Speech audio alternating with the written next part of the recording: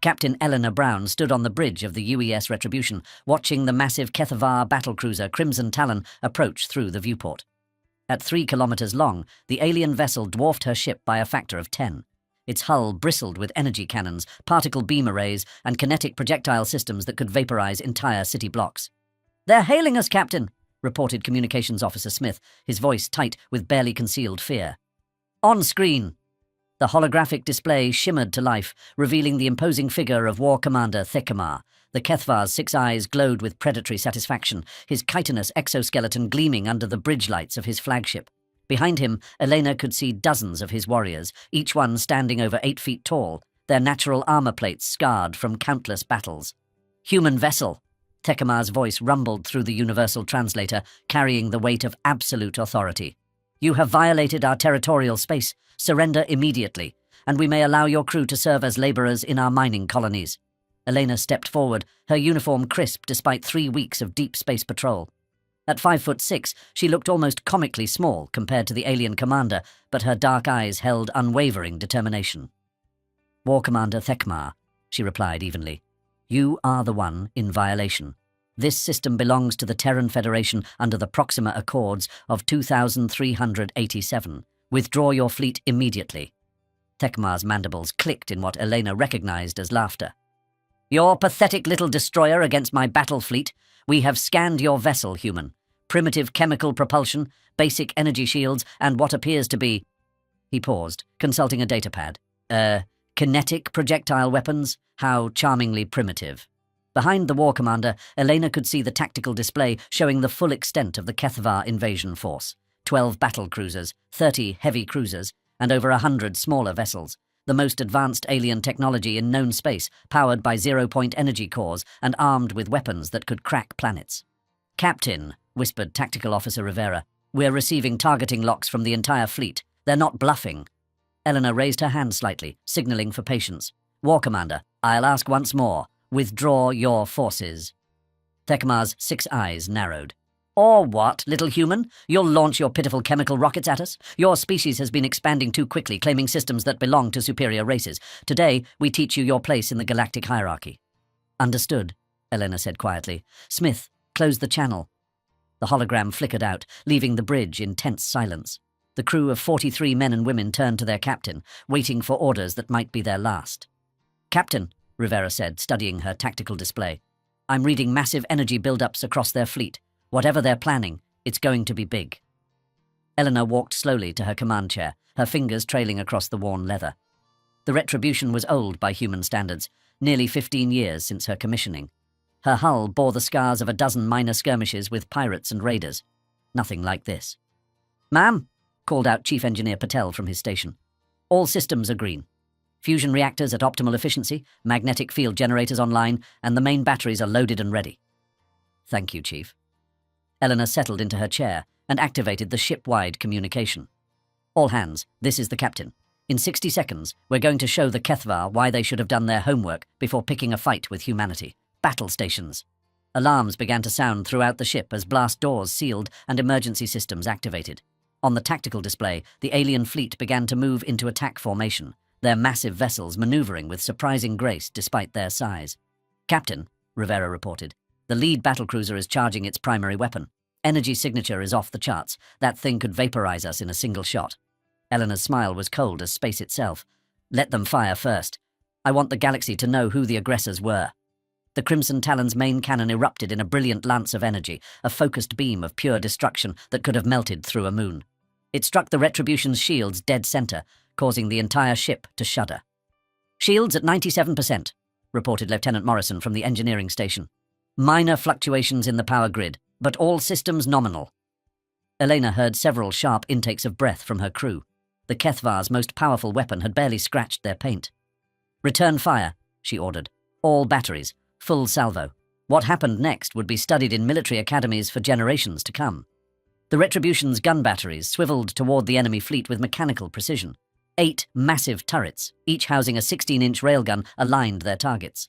But these weren't the primitive chemical explosives the Kethvar expected. "Firing," reported Rivera.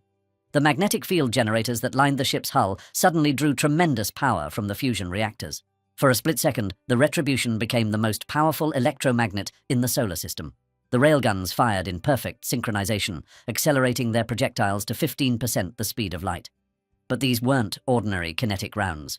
Each projectile was a masterpiece of human engineering, a depleted uranium penetrator core wrapped in a shell of compressed exotic matter, the same material used in faster-than-light drives. Upon impact, the exotic matter would undergo catastrophic decompression, releasing energy equivalent to a small star going supernova. The 8 rounds crossed the space between the ships in 0.003 seconds. The Crimson Talon had no time to react, no time to maneuver, no time to even register the incoming projectiles. The first round punched through the battlecruiser's shields as if they didn't exist, penetrated 16 meters of alien armor plating, and detonated inside the ship's primary reactor core. The explosion was visible from 3 systems away. The remaining 7 rounds found their targets among the Kethvar fleet. 3 more battlecruisers simply ceased to exist, their molecular structure scattered across several cubic kilometers of space. The shockwaves from the explosions disabled another dozen vessels, their sophisticated electronics fried by electromagnetic pulses that registered on sensors throughout the sector. In less than 4 seconds, Elena had reduced the most powerful invasion fleet in Kethvar history to scrap metal and expanding plasma clouds. The bridge of the Retribution was silent, except for the steady hum of the life support systems. On the tactical display, the surviving alien vessels were frantically trying to retreat, their faster-than-light drives struggling to engage while their systems rebooted from the electromagnetic interference. "Ma'am," Rivera whispered, "the surviving ships are broadcasting on all frequencies.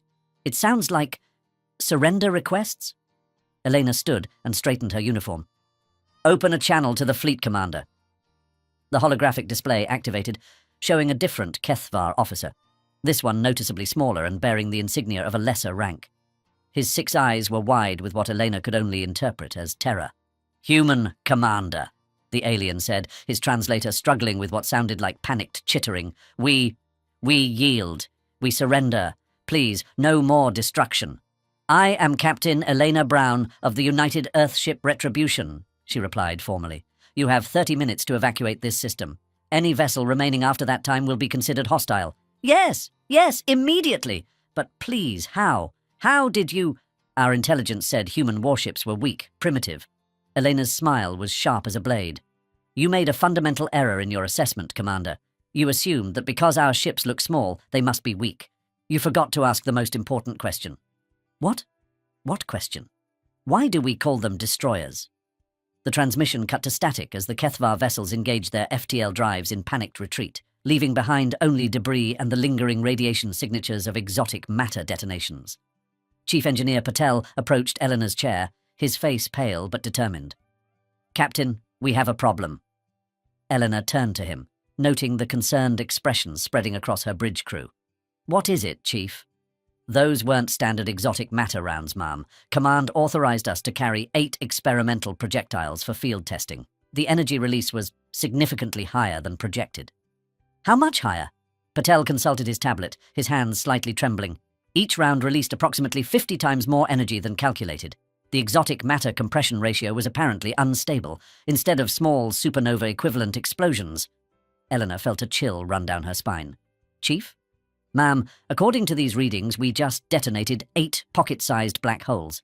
They should have evaporated immediately, but the gravitational distortions are still showing on long-range sensors. And they're growing." Elena stared at the tactical display, watching as space itself began to warp around the detonation sites. The debris from the Kethvar fleet was being drawn inward, accelerating toward points of impossible density. "Time to critical mass?" she asked quietly. "Unknown, Captain. This is completely outside our theoretical models. But if those pocket black holes don't evaporate naturally," Patel swallowed hard, "they could consume this entire system within hours." Elena looked out at the growing gravitational anomalies spreading across the battlefield, each one a testament to humanity's terrifying capacity for unintended consequences. They had wanted to send a message to the galaxy about human military capability. Instead, they might have just doomed an entire star system. "All stop," she ordered. "Emergency transmission to Starfleet Command, Priority Alpha." As the Retribution hung motionless in space, surrounded by the growing darkness of artificial black holes, Elena realized that the galaxy's perception of humanity was about to change in ways she had never imagined. The real question was, would there be anyone left alive to spread the word? 18 hours after the battle, the emergency session of the Galactic Council had been called within minutes of the first gravitational wave detectors registering the anomalies in the Kepler 442 system. Representatives from 47 species materialized as holograms around the circular chamber on Nexus Prime, their various forms of agitation creating a cacophony of clicks, growls, and electronic pulses. High Councillor Zethkri of the Vorthan hegemony called for order with a sharp crack of her ceremonial staff. The readings are confirmed. 8 gravitational singularities are actively growing in Terran space. Current mass accumulation suggests system-wide collapse within 72 hours. The holographic representative of the Kethvar Confederacy, War Marshal Krektar, hastily promoted after the destruction of their invasion fleet, shifted nervously. Honourable Council, we must stress that the humans fired first. Our intelligence clearly indicated their vessels were— Your intelligence, interrupted Councillor Mirtak of the crystalline Silthari, her voice harmonizing in frequencies that made several representatives wince, failed to account for the humans' propensity for weaponizing theoretical physics, as did all of ours. Admiral Smith's hologram flickered to life at the human delegation's position. At 63, she was the oldest serving officer in the Terran fleet, her silver hair pulled back in a regulation bun that couldn't quite hide the exhaustion in her eyes. She had been awakened from sleep cycle aboard the UES Endeavour with news that one of her captains had potentially triggered the end of a star system. Honourable Council, Admiral Smith began, her voice steady despite the gravity of the situation. We accept full responsibility for the current crisis. Captain Brown acted within established rules of engagement when faced with an unprovoked invasion force. However, the weapons she deployed were experimental, and their effects have exceeded all projections. Exceeded? Zethkri's 4 eyes narrowed to slits. Admiral, your captain has created artificial black holes. The gravitational distortions are already affecting shipping lanes 3 systems away. If they reach critical mass, I'm aware of the implications. Smith's jaw tightened. We have 17 ships en route to assist with evacuation efforts, but our priority must be containment. War Marshal Krektar's mandibles clicked aggressively. Containment? You speak as if this were a minor containment breach rather than the potential annihilation of an entire system. The Kethvar Confederacy demands— The Kethvar Confederacy, Smith interrupted coldly, demands nothing. You initiated hostilities against a peaceful scientific survey vessel. You threatened genocide against civilian populations. Your own tactical records, which we've now accessed from your destroyed flagship, show you planned to use this system as a staging ground for a full-scale invasion of human space. The chamber fell silent. Several representatives exchanged uneasy glances. The implications of humans casually accessing heavily encrypted Kethvar military data from a destroyed vessel were not lost on anyone. High Councillor Zethkri raised her staff again. Regardless of blame, we must address the immediate crisis. What does your science division recommend, Admiral Smith? Smith activated a holographic display showing the Kepler 442 system. 8 pulsing red dots marked the locations of the growing singularities, with expanding circles indicating their projected gravitational influence over time. Our theoretical physicists aboard the Endeavour have been running continuous simulations. Dr. Yuki Tanaka, our lead exotic matter specialist, believes the black holes are stabilized by residual exotic matter from the projectile casings. In theory, if we can introduce a counteracting exotic matter field. In theory, rumbled the methane-breathing representative of the Horthak Empire, his translator adding ominous electronic undertones to his words. Many things are possible. In practice, you are discussing manipulating forces that dwarf stellar engineering. Smith nodded grimly. Which is why we've authorized the deployment of the UES Prometheus. The effect on the Council was immediate. Representatives began speaking, or chittering, or harmonizing, all at once. The Prometheus was humanity's most closely guarded secret, a ship that officially didn't exist, but which every intelligence service in the galaxy suspected was humanity's answer to the ancient Forerunner artifacts that other species relied on for their most advanced technology. You would risk your prototype vessel? Zethkri asked, genuine surprise coloring her tone. We would risk everything to undo what we've done, Smith replied. Captain Brown and the Retribution are still in system, collecting data and coordinating evacuation efforts. But if our calculations are correct, we have perhaps 40 hours before the singularities begin merging. After that, she didn't need to finish.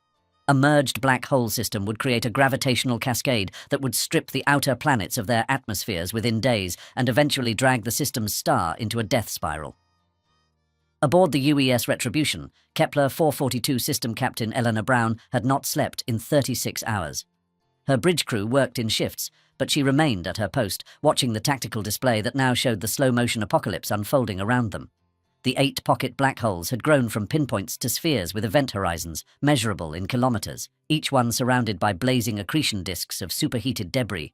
"Captain," called out Dr. James Reeves, the physicist they'd taken aboard from the science vessel Galileo before it evacuated the system. "I'm reading some interesting data from the singularities. The exotic matter signatures are more complex than we initially thought." Elena turned from the display, noting the excitement barely contained in the young scientist's voice. "Explain." "The black holes aren't just consuming matter, they're creating it. The exotic matter decay is generating subspace fluctuations that appear to be synthesizing heavy elements. Look at these readings." The main screen shifted to show spectroscopic analysis of the material spiraling into the nearest black hole. Elena's eyes widened as she recognized elements that didn't appear on any periodic table. "Is that?" "Transuranic elements with impossible atomic structures. Some of these materials have theoretical properties that could revolutionize faster-than-light travel, energy generation, even matter transmission." Reeves paused, his expression torn between wonder and horror. "Captain, we've accidentally created the most advanced materials laboratory in known space. The applications are irrelevant if we all die in the next 2 days," Elena finished. "What about containment?" Before Reeves could answer, Communications Officer Smith looked up from his station. "Captain, we're receiving a priority transmission from Admiral Smith aboard the Endeavour. She's requesting immediate tactical analysis of the singularities." On screen, Admiral Smith's image appeared, her expression grave. "Elena, I'm not going to sugarcoat this. The Prometheus is 2 hours out from your position. Dr. Tanaka believes she can use the ship's exotic matter containment system to collapse the black holes, but she needs precise gravitational field measurements from each singularity." Elena straightened in her chair. "Admiral, the Prometheus is too valuable to risk on a theoretical solution. If Dr. Tanaka is wrong,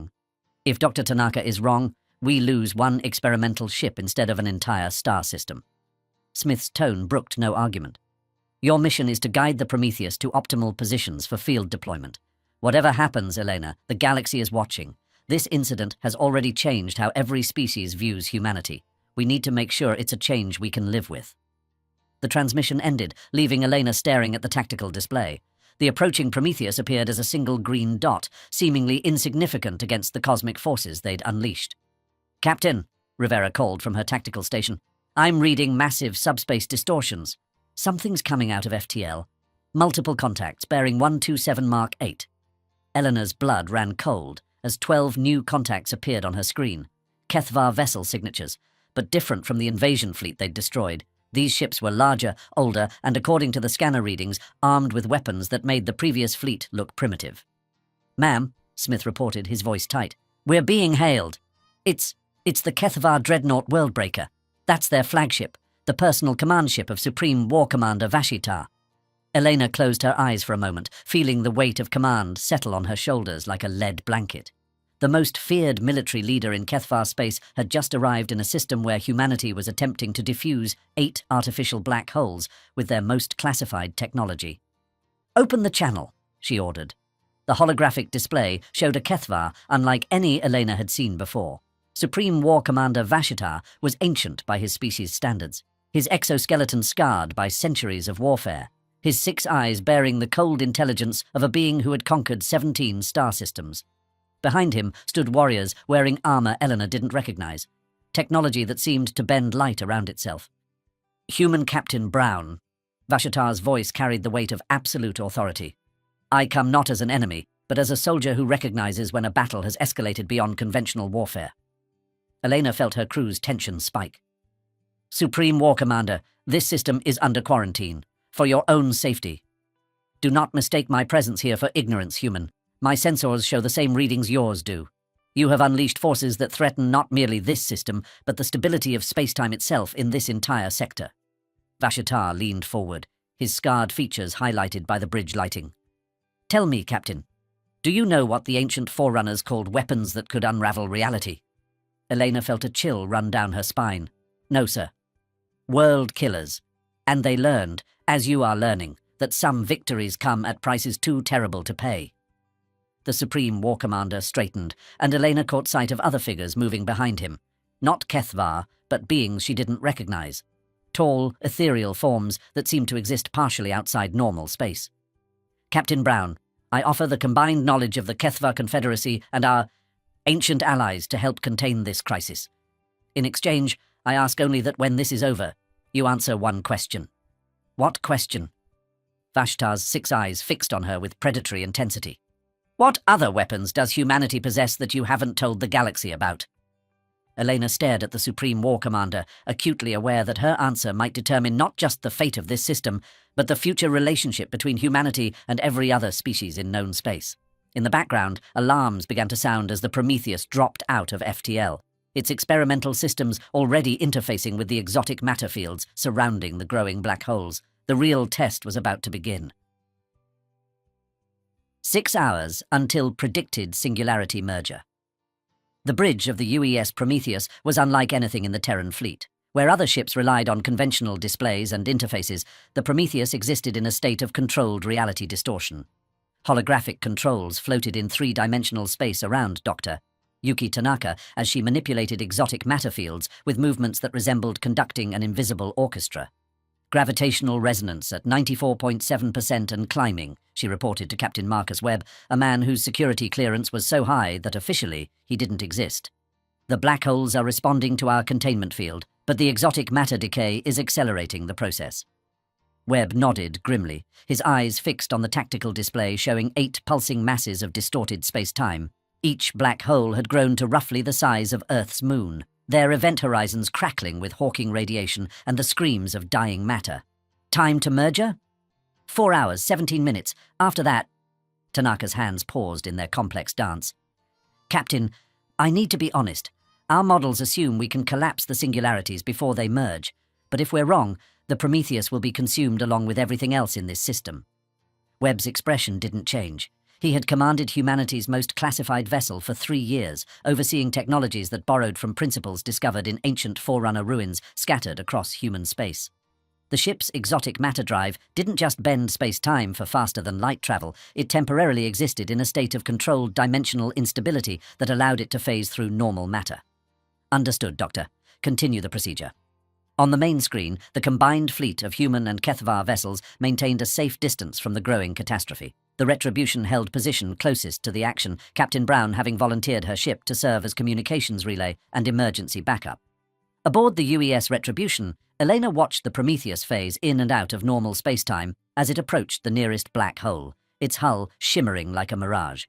The ship's exotic matter containment systems were already interfacing with the gravitational fields, trying to establish the resonance patterns that would theoretically collapse the artificial singularities. Captain? Communications Officer Smith called out. Supreme War Commander Vashtar is requesting a private channel. Elena nodded, and the main screen shifted to show the ancient HFY leader. Behind him, she could now clearly see the mysterious figures that had accompanied him, tall, ethereal beings whose forms seemed to exist partially outside normal 3-dimensional space. Captain Brown, Vashtar began, I believe introductions are overdue. Allow me to present Curator Zephi of the Watchers. One of the ethereal figures stepped forward, and Elena felt her consciousness expand as it spoke directly into her mind. Greetings, young species. We are the remnants of those you call the Forerunners. We have watched your development with great interest. Elena struggled to maintain her composure. First contact with the legendary Forerunners, beings who had achieved technological transcendence millions of years ago, and it was happening during humanity's greatest crisis. You're the builders of the ancient ruins, she managed. We are what remains after learning the price of unchecked advancement. Your species walks a path we once traveled, creating weapons that manipulate the fundamental forces of reality. We have come to offer guidance. Supreme War Commander Vashtar's 6 eyes fixed on Elena. The Watchers have shared their historical records with us, Captain. Your species is not the first to accidentally create gravitational weapons. Entire star clusters have been lost to similar experiments. Elena felt the weight of galactic history settling on her shoulders. What happened to the others? They made the same choice your species faces now, Curator Zephi replied. Some chose to abandon such dangerous research, accepting technological limitations in exchange for survival. Others pushed forward, believing they could master forces beyond their understanding. And those who chose abandonment survived but stagnated, never achieving their full potential. Those who pushed forward either transcended physical existence, as we did, or were consumed by their own creations. Elena stared at the tactical display, watching the Prometheus work to contain the growing disaster. "What would you recommend?" Vashitar leaned forward. "That is not the question you should be asking, human. The question is, what will your species choose to become?" Before Elena could respond, alarms began sounding throughout the ship. Dr. Reeves looked up from his station, his face pale with shock. "Captain, the black holes, they're not just merging, they're communicating." The Prometheus, in dimensional phase space. Dr. Tanaka felt the exotic matter fields respond to her commands, the ship's advanced sensors reading gravitational fluctuations across 17 dimensions simultaneously. The containment procedure was working. She could feel the artificial singularities beginning to destabilize as their exotic matter cores were neutralized. But something else was happening, something the theoretical models hadn't predicted. "Captain Webb!" she called out, her voice tight with wonder and fear. "The black holes are generating structured gravitational waves. It's not random. There's a pattern, a mathematical sequence." Webb moved to her station, studying the complex waveforms appearing on the displays. "Could it be a natural phenomenon?" "No, sir. This is artificial. The gravitational pulses are forming prime number sequences, then mathematical constants, then—" Tanaka's voice trailed off as she recognized the patterns. "Captain, they're trying to communicate." The bridge fell silent except for the hum of exotic matter generators. On the main display, the 8 black holes pulsed in synchronized patterns, their gravitational fields creating ripples in space-time that carried information across the system. "They're not just weapons," Webb realized. "They're something else entirely." Galactic Council Chambers, Nexus Prime. Admiral Smith watched the real-time data feeds from the Kepler 442 system with growing amazement. The mathematical patterns being generated by the artificial black holes were beyond anything in the galactic databases, displaying levels of complexity that suggested intelligence far beyond current understanding. "Honorable Council," she announced, "we may be witnessing first contact with a form of consciousness that exists within gravitational fields themselves." High Councillor Zethkri's 4 eyes widened. "You're suggesting the black holes are alive?"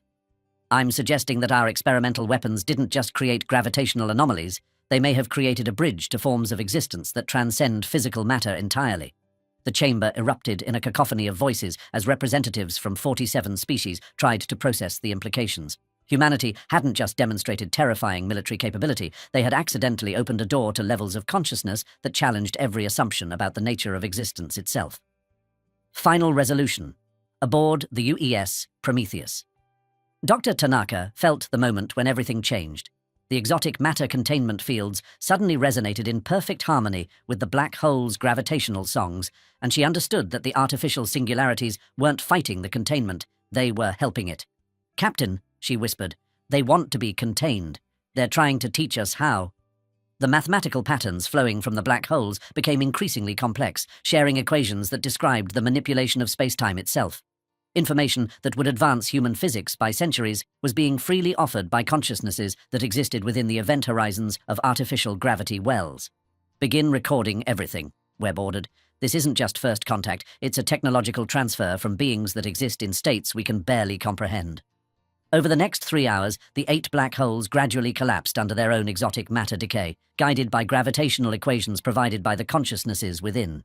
As each singularity winked out of existence, it left behind a residue of impossible materials and recorded gravitational wave patterns that contained libraries of advanced physics. Epilogue. 3 months later. Captain Elena Brown stood in the observation deck of the new research station orbiting Kepler 442's 4th planet, watching teams of scientists from 17 different species working together to analyze the materials and information left behind by the gravitational consciousnesses. The crisis had ended, but its implications were still unfolding. Humanity's accidental creation of intelligent black holes had fundamentally changed galactic politics.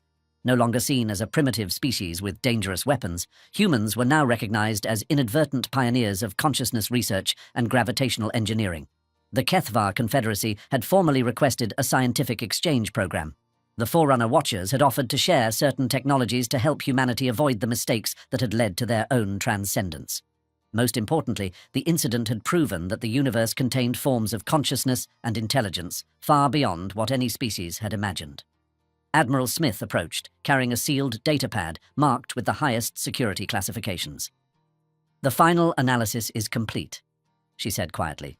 The gravitational consciousnesses left us blueprints for technologies that will revolutionize everything: energy generation, space travel, even the possibility of creating stable pocket dimensions. Elena nodded, but her expression remained thoughtful. And the weapons applications? Extensive. We now possess the theoretical knowledge to create gravity wells, manipulate time fields, and potentially fold space-time itself into defensive barriers. Smith paused. The question is what we do with this knowledge. Eleanor looked out at the research teams, humans and aliens working side by side to understand phenomena that transcended traditional physics. We learn, we grow, and we make sure that the next time humanity makes first contact with universe-spanning intelligences, it's on purpose rather than by accident. Smith smiled. The Galactic Council is drafting new protocols for consciousness research and exotic matter experimentation. They're calling them the Brown Accords. Elena turned from the viewport, surprised. After me? After the captain who proved that sometimes the most important discoveries come from the most dangerous mistakes. Smith's expression grew serious. But Elena, there's one more thing. The Watchers shared something else with us. A warning. What kind of warning? The gravitational consciousnesses weren't native to our universe. They were refugees, fleeing from something in a higher dimensional space, something that the Watchers describe as the hunger between realities. Eleanor felt a familiar chill, the same sensation she'd experienced when first seeing the growing black holes on her tactical display. Are you saying there's something out there that feeds on consciousness itself? I'm saying that our experiment didn't just create artificial intelligence, it may have sent out a signal to intelligences that exist beyond our dimensional boundaries. The Watchers aren't sure, but they think our gravitational disturbance might have been noticed. Eleanor stared out at the peaceful research station, watching scientists from across the galaxy working together to unlock the secrets of consciousness and reality itself. Humanity had proven it could create weapons that challenged the laws of physics. They had made contact with intelligence that existed within black holes. They had earned respect and fear from species across the galaxy. But somewhere in the space between dimensions, something ancient and hungry might have taken notice of the young species that had learned to weaponize the fundamental forces of existence. The universe had become a much larger and more dangerous place, and humanity, for better or worse, had announced its presence to intelligences that dwarf even the transcended forerunners. As Elena watched the stars wheel overhead, she couldn't shake the feeling that their greatest challenges still lay ahead. They had shown the galaxy why their ships were called destroyers. Now they would have to prove they could be something more.